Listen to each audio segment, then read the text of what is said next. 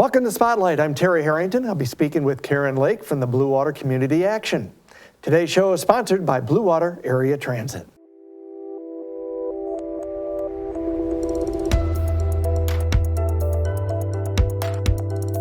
Well, Karen, welcome to Spotlight.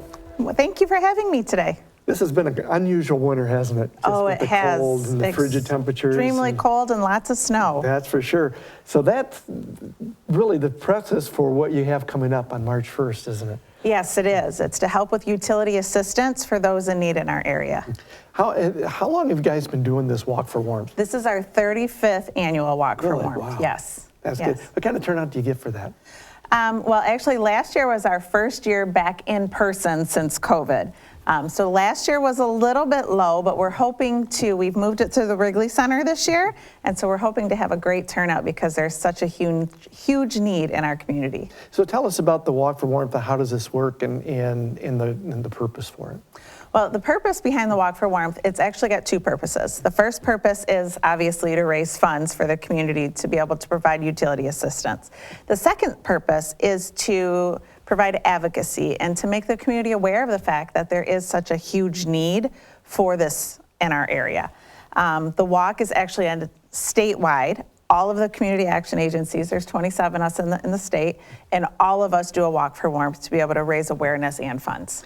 Any idea how much you usually earn for this during this walk? We typically raise between $12,000 and $15,000. Wow. Okay. Yes. This year I have challenged my staff to raise $20,000 because the need is so large in our community. I was going to say, how is this year compared to previous years, especially with this much snow and so many frigid temperatures that we've had? Well, there's so many factors that play into the need in our area, from inflation to housing costs. Everything plays such a huge piece in it. And right now we are completely out of utility funding. We ran out of utility funding in August. And so right now the state of Michigan has some funding that people can go through, but come March, we're hoping to be able to assist. That's good. And that's really, really critical for these families to be able to keep heat in the house, or to be able to cook, or even just lights to sit around in the evening and read a book or help with homework, or yes, all of those things. Most definitely. I mean, you can't do anything without either heat or electricity in today's world. So many things are dependent upon electricity, from phones to computers, and anybody that has a child in school right now knows that computers are a huge part of a child's education. And so there's so many things that are needed for electricity. And we're talking mainly families with children, or are we talking elderly, or are we talking the whole gamut? It's the whole community. We actually helped 165 households last year with our utility funds. We have funding between the state of Michigan, United Way, and then also our walk funding.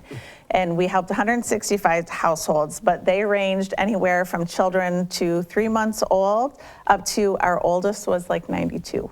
Wow. Yes. And it's not getting any better, is it? It is not getting any better. The cost of everything is increasing, and as anybody today knows, the wages are not increasing with the cost. Yep, unfortunately that's for sure. How can someone get involved with the Walk for Warmth? Do they have to register early, or can they just show up at the Wrigley Center? They can show up the morning of at the Wrigley Center at 9 a.m. We'll start registration at 9. The walk starts at 9:30, and then afterwards they get a phenomenal breakfast, and then we also have raffle baskets that people can purchase tickets for. We are also selling raffle baskets ahead of time this year. This is something new for us. So we're going to sell raffle basket tickets ahead of time. They can go out to our website to get all of the information on the Walk for Warmth, on the raffle baskets, on everything that they do. And then anybody that brings a pledge sheet that has a $50 donation on it also gets one of our beautiful scarves. Great.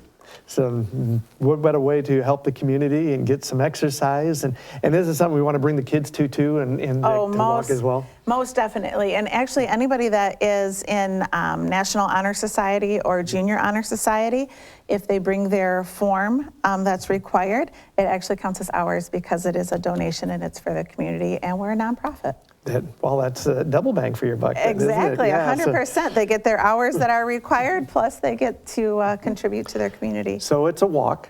Yes. Not just through the Wrigley Center, I would presume. No, right? They actually leave out of the Wrigley Center. It's a 2-mile walk downtown Port Huron. Okay. And then when they come back, they get the nice warm breakfast and everything afterwards. Again, give us your website where they can register and all the details again, just to let us So know. our website is www.bwcaa.org.